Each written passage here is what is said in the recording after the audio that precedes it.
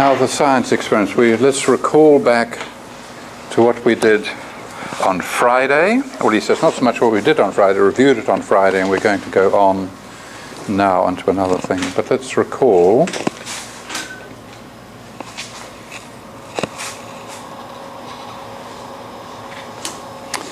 Chladni plate.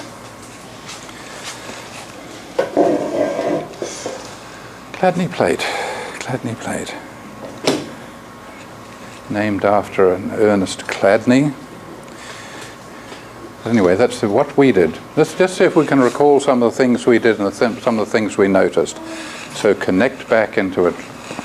Bring it back out of the cosmos, or out of your memory.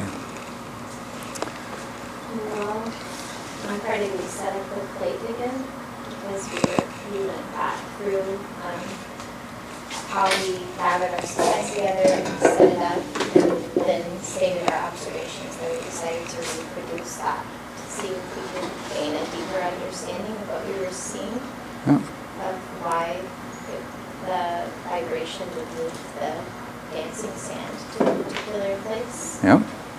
And then you took us out. We listened to the experiment, I think, after that, and we watched their experiment go very technically up to really high. So I should have put the sound right down because it was piercing, wasn't it? Yes, and we commented too, how would that be if that's just what you did in the class? Say, have a look at this, everyone. Can you remember what your reactions would be if that was the only experience you had? It's always good to take note of these things because they happen all around us. If I showed you the video and say, right, this is what we're going to do. We wouldn't have experienced the life force that we did when we actually tried to call it. Yeah. Yes, trying to do it yourself. And it's one of these things, that is about failure. You have another go. But when you see it on a video, somebody has worked on it and got it right. And you just see, and your will is totally inactive. And did I remark to you in general this Israeli professor of computer science? I don't know if I did. I came across him and he'd said, in many schools today, they're overwhelmed by grading. They have exams and everything you do is graded as an A, B, C, D or anything like that. And one of the things he commented was that grading is degrading. Because now you discover you're not perfect. You've got a B or a C or a D or an E or an F, or do you go as far as G? G for good. No. But he's saying that if you bring people up with that culture, so when you have something to do, what do? You are not adventurous. You just know you do something that you know that gets the professor's approval, okay? So that you'll get an A. But he said, life is not like that. You go out into life, and people are not going down the street, A, no, C. You're not getting graded all the time or degraded. That often you do something in life and you fail. And in failing, you have to engage your will to say, right, I'll do that again and try again. It says grading that says only do something that is safe and will get you a grade takes away the challenge of failure. He said the fun of failure. Imagine a little baby says, right, you didn't stand up properly that time. You wasted, they stand up and they stand up and they stand up and boom, and they fail and up they get again. Life is about continuing to try. And this professor then quoted Winston Churchill from the Second World War. He said,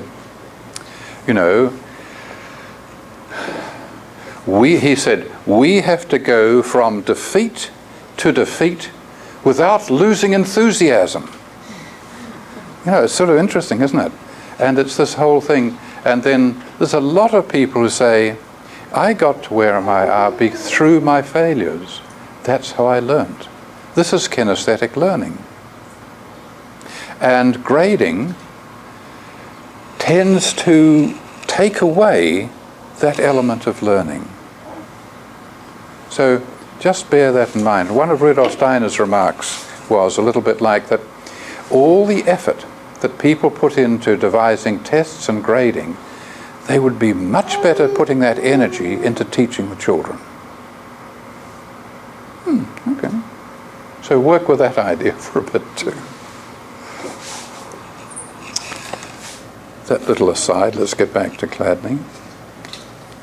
Anything else that we sort of then were learning from Chladni? So what else did we do? That's something that helped us build a picture. Yeah, Matt. Well, when we were in class with our plate and the video plate, we were noticing these places where the sand was, and then where it wasn't, and asking the question, why is it where it is? And to help illustrate that, we then went out and spun the rope at different intervals and in different, I guess, phases. I don't know if that's correct, but and noticed Waveforms. Yeah. Waveforms, yeah. And notice that in the rope there were places where there was activity and there was places where there were not. So we began to draw a correlation between places where there was sand and where there wasn't, compared to the rope where there was movement and there wasn't. Sort of began to see a correlation between those. Yeah. It's interesting that sort of also refers to something that comes in you might say projective geometry. So you might say you had this waveform, and I'll use another color for the other half. Sorry, that's not quite, but it's more or less like that. And so for one moment it's like that, the next moment it's like that.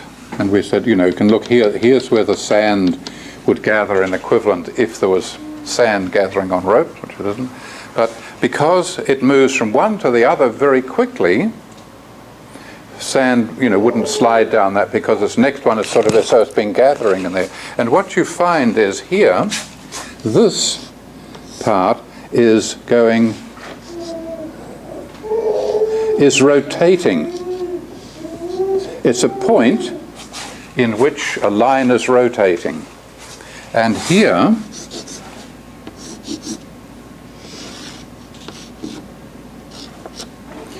that is when the line, we can say there's a movement of the point on the rope from here to here, displacement.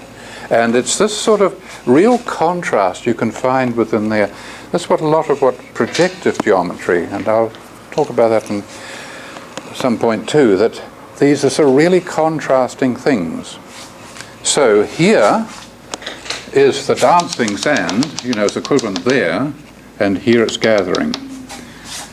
So when we took that to the plate, you can say we could imagine this form going around the plate and alternate. And so what did we, somebody like take it a little bit further on the plate. From that analogy, we could say